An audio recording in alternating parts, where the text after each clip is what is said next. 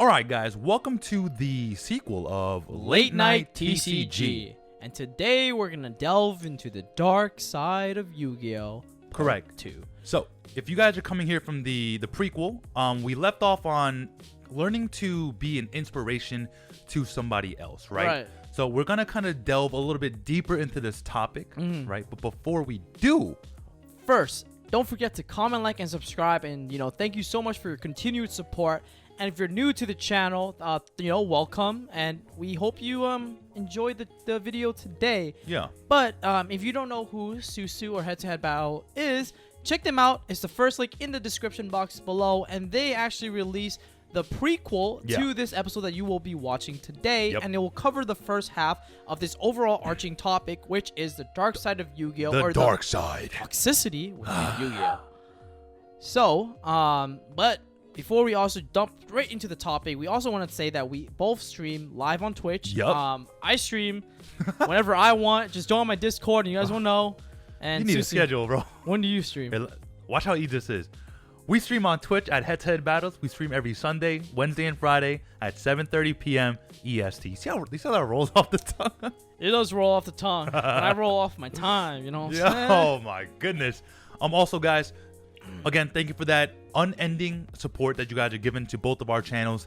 I know we do share a lot of viewers. Yep. And for those who, maybe you're not, I'm not your cup of tea, or PAK may not be your cup of tea, but nonetheless, thank you for being here. Right. And let's clack our cups and run the intro.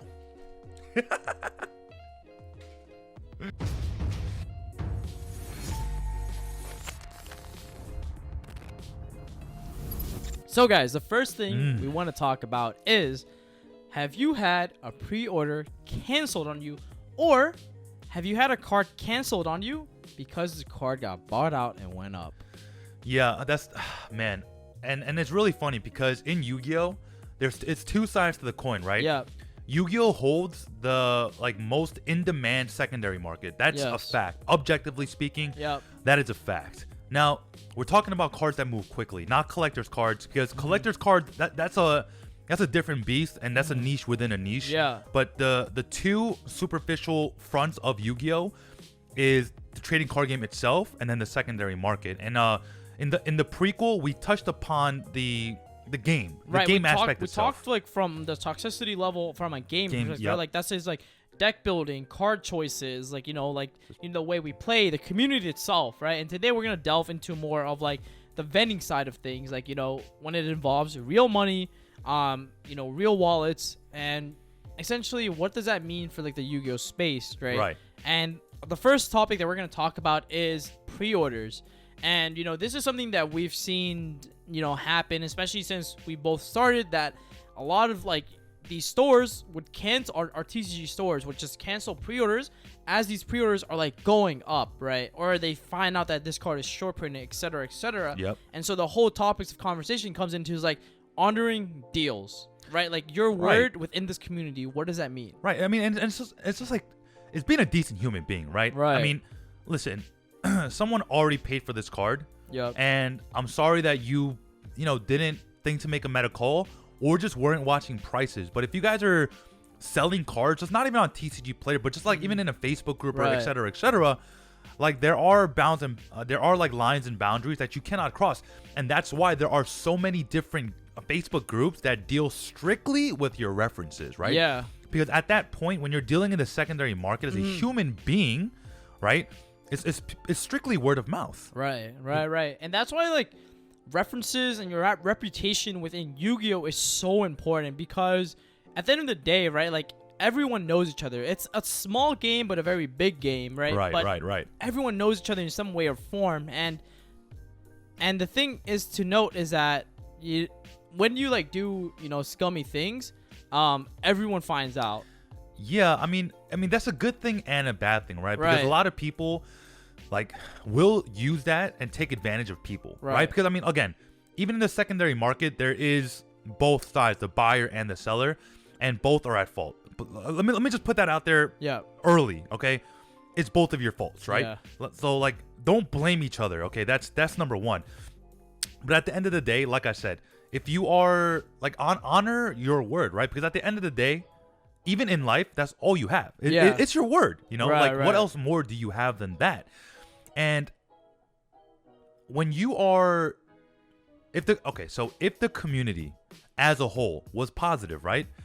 No one would have to worry about being scummed or scammed, right? And like those are two very big things that happen in the Yu-Gi-Oh space. Right. Because again, cards are expensive, man. Cards are expensive. You can't look past that, you know? And like when you like, you know, I've heard so many stories at regionals, YCSs, that like people would just steal decks, right? Like I've had actually at Brooklyn Regional, I remember they had a announcer on the megaphone saying, if you have found or been located, you know, like with this blue deck box, etc., you know, please return it now. Or if we find you, we're banning you. You know, like we're banning you. We're kicking you off the premises. We're banning you. We're sending an official report to Konami.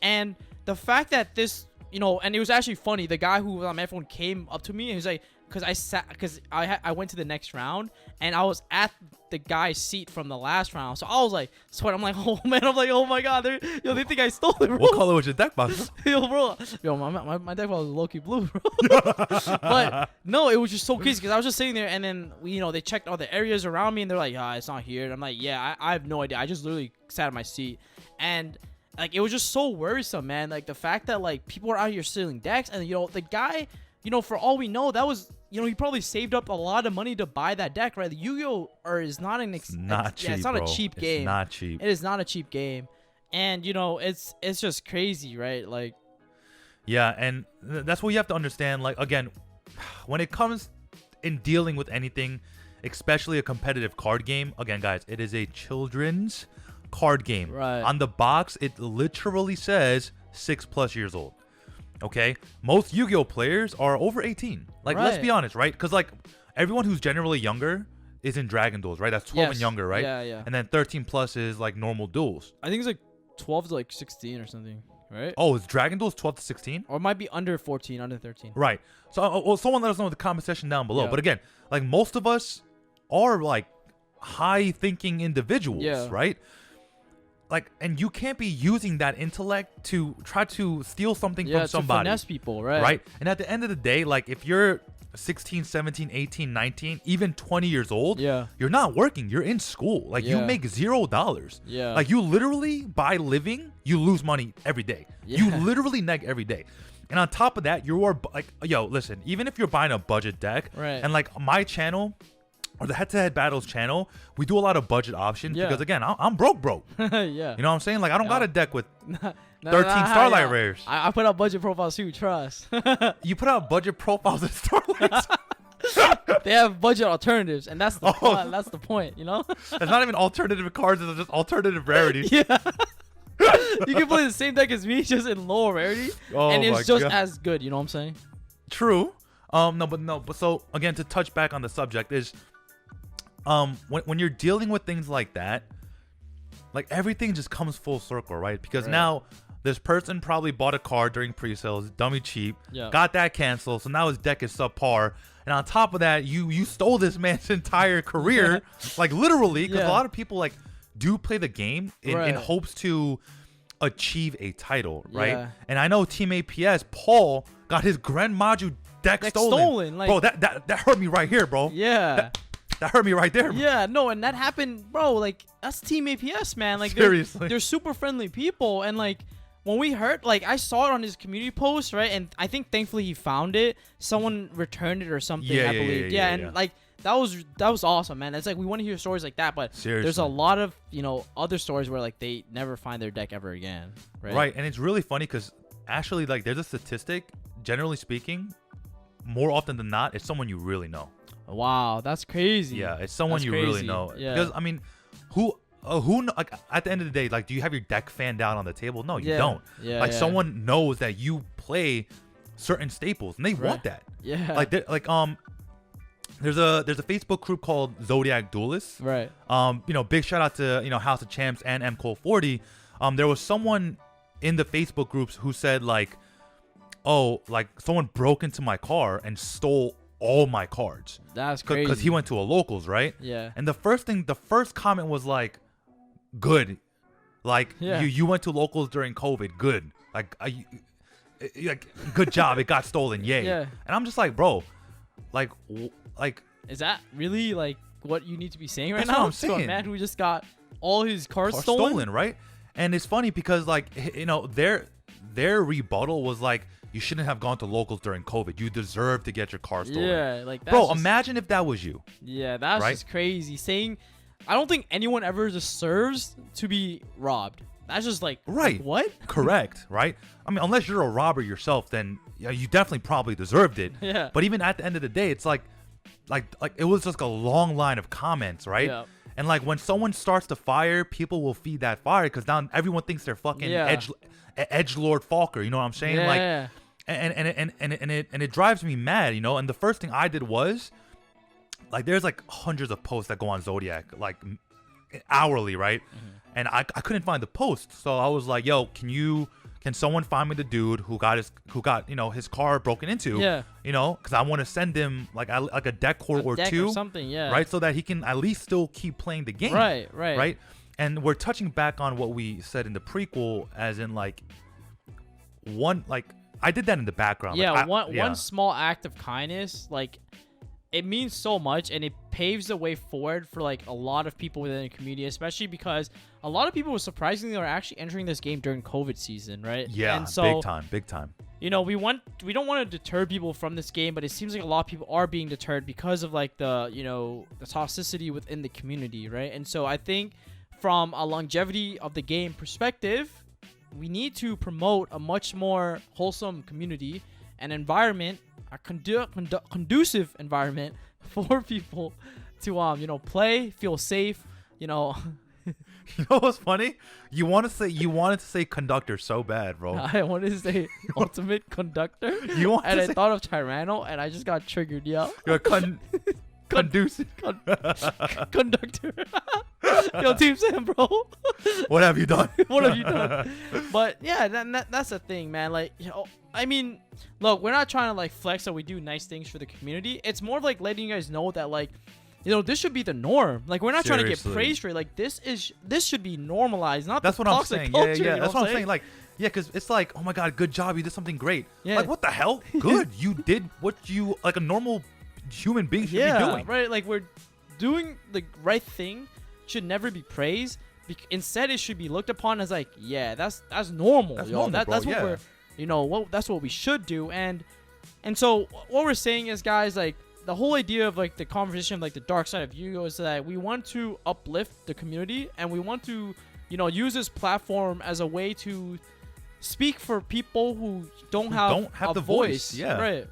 And that's the biggest thing, guys. Like, listen, negative people will always be louder than positive people, right? And again, like, the one positive comment will get drowned in the sea of all the negative. Yeah. And it's our job. Like, I'm not telling you to like blindly be nice to people. You know what I'm saying? But like, generally, as a human being, you should be nice to people, just period. Yep. But I mean, at the end of the day, it's like, these are people that keep the game alive. Yep. And it's not like you're buying millions of dollars of cards every month. You know what I'm saying? Yeah. We do this collectively, and the person that we should really be like looking towards and kind of like talking towards, not in a negative light, but in a more constructive light, is Konami themselves. Right. Yeah. Right? Because what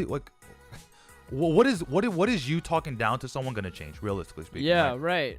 And to be fair, like, just to go back on this aspect of like vending and like the whole idea of like money budget versus non-budget, right? Yeah. Like, I think the thing is there's a lot of factors, especially when it comes to like deck building, etc. Like, people aren't playing certain cards because budget is a factor, right? And I don't think that should ever be used against someone in a negative light, right? Like, if you can't afford XYZ card, then like they just can't play that card. And so like, that's why we try to like put out budget deck profiles, because we want to find alternative that is reasonable, feasible, for people, so that they can still play the game they love at a competitive level without feeling like they need to drop their entire bank account. You know what I mean? Yeah, and it's really funny because like a lot of people, even on Dueling Book, like they have access to every single card, every single card, yeah. But dude, this one dude was playing like Burning Impachi number 18, and I'm like, in the back of my mind, I'm like you realize you can play like whatever you want, right. But they still choose to play old format decks in a newer format era because that is what they enjoy, right? Right. And there's an age-old saying, right? The real winner is the person who had the most fun. Right. You know, but then if no one's having fun because everyone's being a little toxic shit, then no one wins. Mm-hmm. And like I'm trying my best to like keep my emotions in check because whenever we talk about something like this, like it I get bubbly inside in a bad sense because like online, like strictly like online gameplay, it's like people just say the most like absurd things, man. Yeah. It's like, bro, like I remember like I OTK someone with Grand Maju and they're like, your mother doesn't love you. I'm like, yeah, it's crazy. What the hell? Yeah, and we kind of covered this in the prequel too, where we kind of talked about like, you know, your deck doesn't speak to who you are as a person, right? And don't get me wrong, like some of these decks feel so like not fun to play against, but at the end of the day, yo, Numeron Guru. Yo, any Guru players out there? This Numeron Guru Dragoons now. Come on, bro. But it's like, you know, it might not be like the most fun to play, but at the end of the day, you know, good sportsmanship goes a long way. Yeah. And I think that you need to be able to keep cool while losing, right? Like, bro, there are so many games where like I would open, you know, like so badly, and my opponent opened like 4 hand traps on the starter. I'm like, yo, I'm sick to my stomach, but I'm like, it's variance, yo. It's variance. You know, keep a level head. We got game 2. You know what I mean? And instead of going like, yo, you lucky MO, like, yo, I freaking hate you, yo. Like, MO, what does MO stand for? Oh, it's MF. No, but like, it's just like, yo, you're so lucky, man. You're not, yo, so skilled. Like, oh, you're so good at this game. Like, right, like, don't be salty, bro. Yeah, like, so people get so salty. And don't get me wrong, like, there are moments where I'm like I feel that salt. Like, I feel the salt levels in my body, like, increasing. But I'm like, I take a deep breath. I'm like, okay, yo, it's not that bad. It's not the end of the world. It's not. I lost one game. There will be more games to come. And, you know, if the guy draws like this, man, he got it. Exactly. I did the best I could from the hand I've received, from the blessing of his cut, and and it wasn't the greatest hand, but you know, we did what we could, and that's all you can really take comfort and solace in, right? Like that, I did the best I can. You know, let's go to game 2, yo. And that was a good match. You know, I mean, you had what you had, and okay, let's try again. Yeah.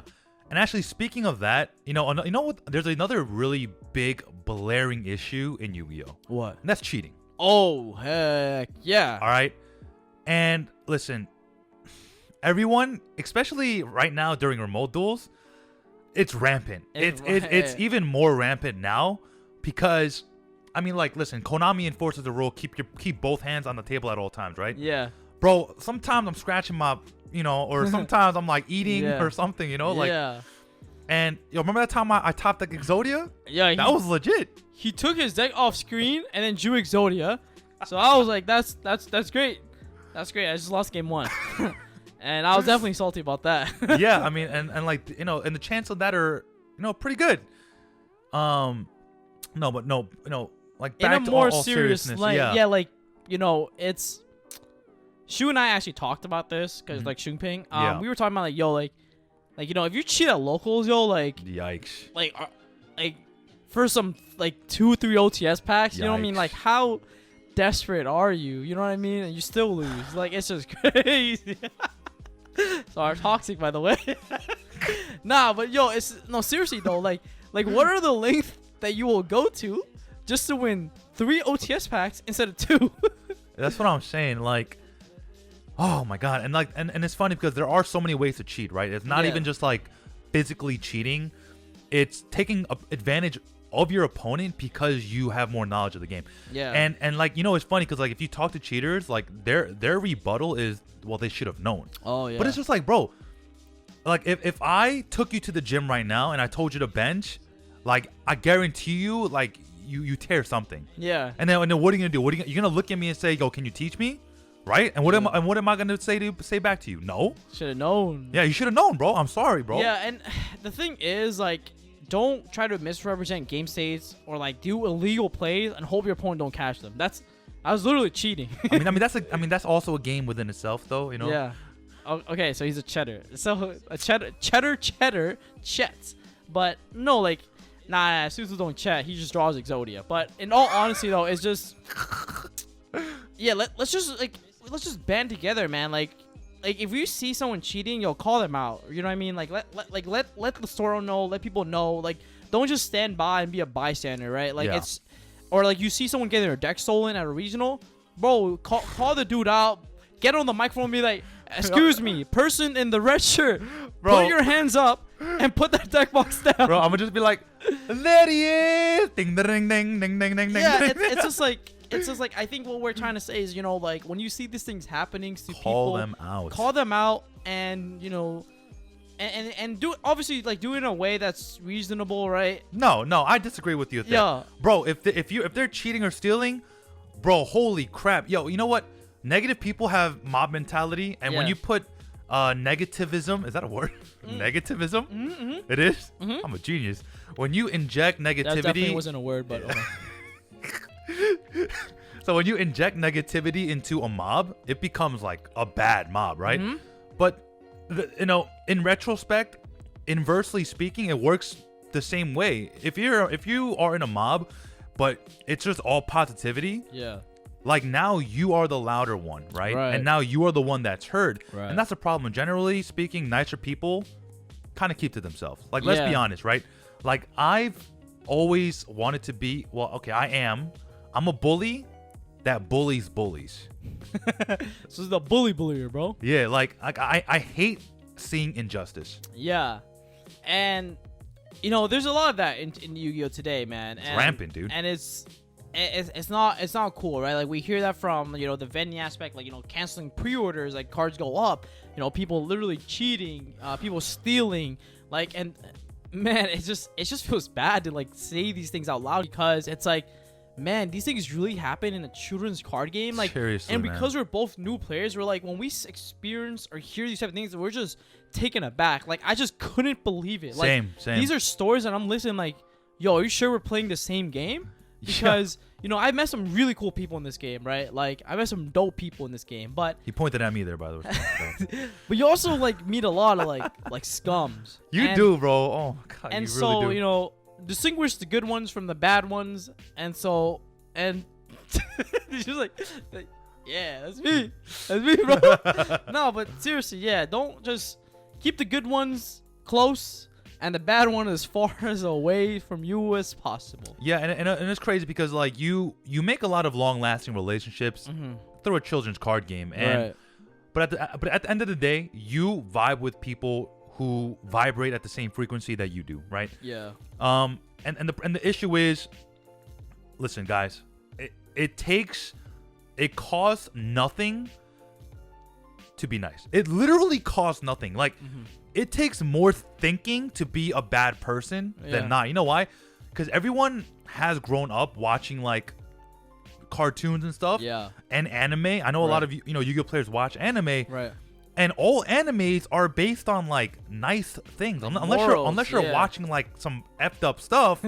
But most of the time, it's like you know, power of friendship, yay! Yeah. You know, and like that should translate over to everything that you do in life. Yeah, and you know what's so funny about it? There's, you know, a little segue, like anime, right? I feel like growing up watching anime taught me a lot about life, morals, how to behave, because like, you know, for example, we watched Naruto, right? Any Naruto fans out there? Rock Lee inspired me to work hard, right? And yeah, a lot of these are super cliche, or like a lot of them are like, you know, power of friendship. Let's draw circles on our hand and Yu-Gi-Oh. Oh, it's a real card, by the way. Yeah, real card. It's like, yeah, Yugioh friendship. No, it's called Symbol of Friendship. Oh, Symbol of Friendship. Yeah, it's a jump promo actually, but it's like, yeah, these are super cliche, right? Like in the anime, it's like whatever, cringe. But no, honestly though, it's like, if you can apply those same principle on a much larger, you know, scale and like a bigger theme to life, etc., like it really does make sense. You know what I mean? Just to like do the right thing. Yeah. And again, so I know that was a large tangent, but back to the vending side of things. So now, because I did mention before, it's a two-way problem here, right? So we initially touched on how the seller is canceling, right? But there are a lot of you, in the comment section who are guilty of canceling pre-orders because the cards tanked in price. Ah, yes, yes. It's like, it's an inverse relationship. It's like it goes one way, but it also goes the other way. Yeah. And to be fair, it's worse going the other way because at least when it's like one seller doing it, it's not usually like a large case, meaning like it's usually like maybe half a dozen orders, right? Right. But from the seller's point of view, they have hundreds of canceled pre-orders. Right. And that's someone's livelihood. And you're essentially saying like, you are not eating or you are not paying rent because I'm a dickhead. Yeah. Yeah. Okay. And I'm trying to be as nice as possible here. Right. With my word choices. But at the end of the day, like no matter how much we try to talk about a children's card game, at the end of the day, the dark side of Yu-Gi-Oh can easily translate to just the dark side of humanity in general, right? Right. Granted, our platform is on Yu-Gi-Oh, and within the Yu-Gi-Oh community, bro, we could spend 10 days. What's 10 times 24? 240 hours, and like we still wouldn't exhaust everything we could talk about toxicity. Like, because the thing is, right, like honoring deals are so important, right? Like, I don't know how many of you guys know this story. I'm sure people on my Discord or Twitch, if you watch, like knows, like, I had like 10,000 dragon, right? Like I made a deal previously that if I do pull it, I'm gonna sell it to you for I think $1,100 to this guy, and the card went up to $2,000, and I was like, don't get me wrong, anyone else would have flaked on him. Like, I'll be honest, I'm sure this man probably had mad people flaked on him, but I honored my deal. You know what I mean? I sent that to him one day express shipping, bro. Like $100 shipping. And because, we agreed to it and we honored the deal. And did I, neg? I mean, yeah. I mean, I could have gotten more for it. But, at the end of the day, it's like, your word is so important. All you have. Either in Yu-Gi-Oh, in life, etc. And, honoring deals is so important. And like I said, it goes both ways, right? Like, and I'm sure he wouldn't be complaining if the card went down to $500 and I sold him for $11. I mean, don't get me wrong, man, probably salty, but it's a risk. We both take risks when we pre-order or pre-sell. Correct. And when you have to take those risks into account, when making these decisions, right? Like I took a risk and, I didn't get rewarded for it, but at the end of the day, I'm so happy with it overall because I felt that, I did the right thing, and doing the right thing, you can sleep at night for sure better. Yeah, and I'm sure the person that you did honor the deal with, I'm sure going forward he's gonna honor a deal of his own. Right. But to be fair, this is us being hopeful because again, hindsight 2020, we're not prophets. Yeah. But at the end of the day, like I truly believe if I do something nice for somebody, like if like that kid at locals that I gave the Striker Dragon to, like I'm sure like once he's done with that deck or whatever and he like goes another route, I'm sure like he will, like moving forward, give that to someone else as well. Right.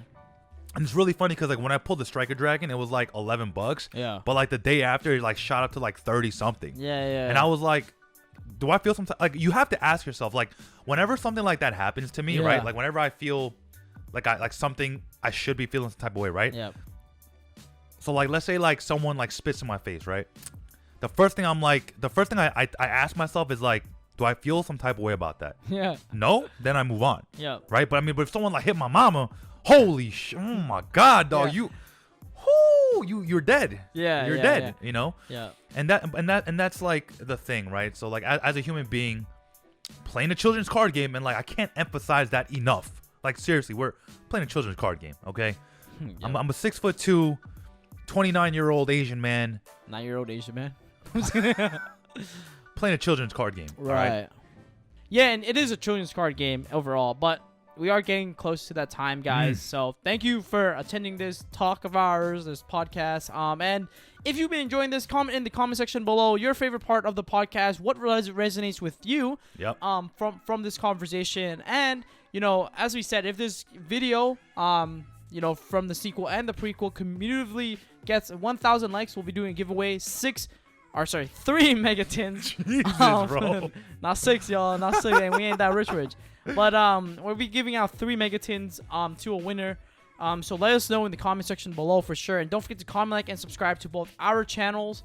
And thank you guys for your support. Honestly, it means the world. And we have been reading the comments from the past 2 installments or videos, episodes already. And, you know, we've been liking the feedback, guys. So we're going to continue to update production, the quality level, the conversations for you guys. Yeah, and also, guys, I'm sorry if you know, both of these videos felt kind of like more sporadic. It's just that this is a very large topic. Yep. And we try to cover as much as possible in like the short time that we have. Right. Because we don't want these podcasts to be too long, because I know it's daunting clicking on a 35-hour video. Yeah, let us know if you want longer content from us. Right, we'll longer see. or shorter, you know, it's up to you guys. Let us know in the comment section down below. Awesome. So, this is PAK it's from Paco. PAK. It's Paco. It's Paco from PAK, and This is Susu from Head to Head Battles. Signing out.